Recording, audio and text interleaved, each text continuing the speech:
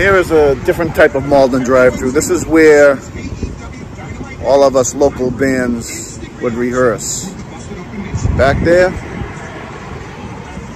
I'll take a closer look at the dimensions of the Charles Street recording studios.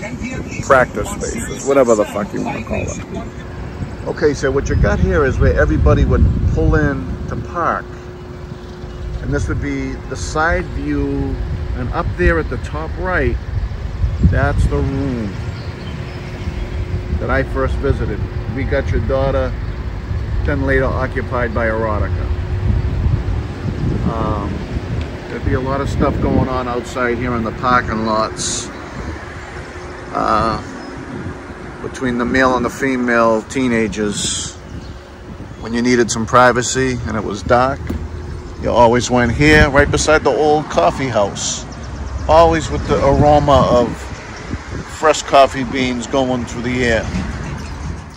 So anytime on a Friday, Saturday night, this would be the street to be on. It would be like bowling, music. A lot of pot too. So you'd come strolling over here. And this right here would be the entrance. You'd have to go through this door. Through this door right here. You have to, well, I think you could just walk in, but there used to be a bell. But right up there, right up the stairs, there was a downstairs place. Downstairs basement full of rooms, and then you go upstairs. And there was an office in the middle. A lot of fun times there. They haven't changed the sidewalks, but there's a nice picture of Brucey and I and Peter Nelson right here. I'll dig it out.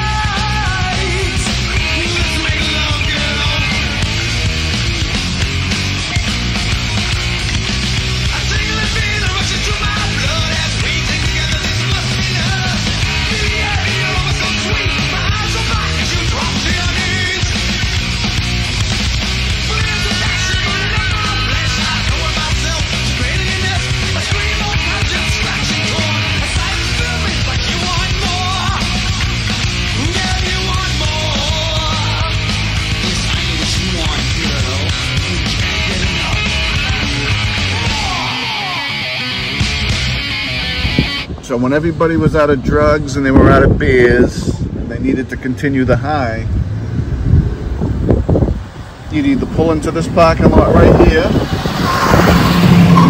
or for most people who didn't have a car, they would walk here, and this right here would be, what the fuck are you doing?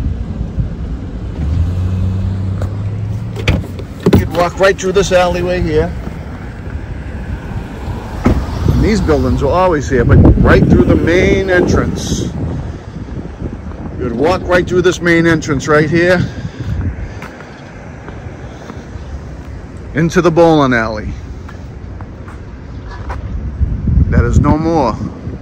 As a child, I bowled here with my dad, Big Kev. Over to the left side of this, right here, would be the pool hall where you'd get your drugs. I'll leave names out, but the knocks were always present. Always present. One time I was out here with my friends. Bernie Lee, Larry. Bernie, you're gonna remember the story, but we were out here by the liquor store. And we had our long hairs going. I was wearing moccasins, right? And a bunch of men came out of the liquor store around the corner and called us derogatory homosexual words and proceeded to beat us up. Men, we were like 16, well Bernie was 40 at the time, but I remember running back here and it was like 4 of them. Dave Prey came out and helped us fend them off. I always thank Dave for that, because we weren't dressed to fight. And these motherfuckers right here don't realize that my braids are tied up, so they're gonna get their asses whooped if they get out of line.